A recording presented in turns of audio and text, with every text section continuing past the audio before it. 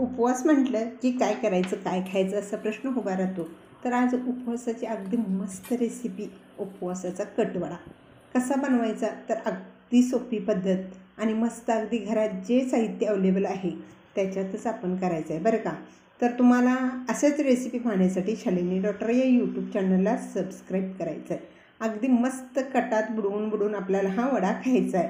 म्हणजे खायला पण तोंडाची लज्जत वाढेल आणि उपवास आहे असं सुद्धा वाटणार नाही. तर भरपूर तुपून आपण खाऊ शकतो. अगदी मस्त काटा चमचा घ्यायचा आणि मस्त अगदी कटसोबत आपल्याला हा वडा खायचा आहे.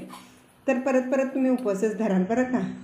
आता आपण काय करायचं, पहिल्यांदा शेंगदाणे भाजून घ्यायचे आणि त्याचा कूट करून घ्यायचा. आता हा साबुदाणा मी रात्री भिजत घातला होता, तो मी घेते. 1 वाटी साबुदाणा आहे, चवीनुसार मीठ, जिरे, उकडलेला बटाटा, मिरची. आता बटाटा आपण छोटा घेतला होता, त्याच्यातला पण अर्धा बटाटा मी वापरणार आहे. शक्यतो तुम्ही कच्चा बटाटा किसलेला वापरला तरी चालेल. अगदी मस्त हाताने मॅश करायचं, पाणी अजिबात घालायचं नाही बरं का. कारण रात्री भिजवलेली शाबूचं अगदी मस्त स्टफिंग तयार होतं.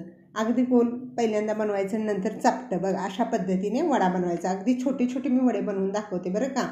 आणि अगदी मस्त बनवून छान असे थापून घ्यायचे, कुठून फुटणार नाही त्याची काळजी घ्यायची. आता मी तेल गरम झालं, 1 साबुदाणा टाकून बघितला. आता वडे आपण एक एक करून 2 बॅचेसमध्ये तळायचे. तर 3 वडे मी घालते बरं का.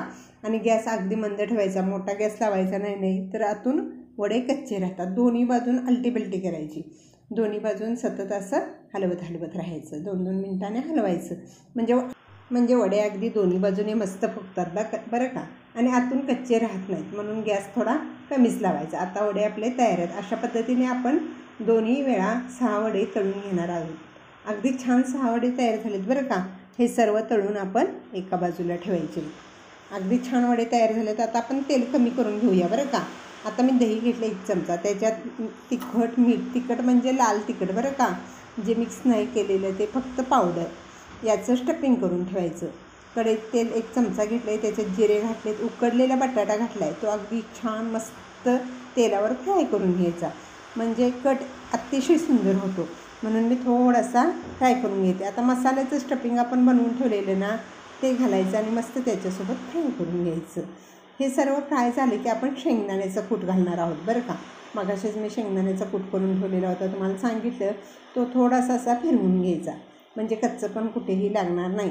आणि त्याच्यानंतर आपण ओलं खोबरं वापरलं आहे बरं का, कारण कट अगदी छान व्हावा, जास्त तिखट लागू नये म्हणून ओलं खोबरं पण मी वापरले.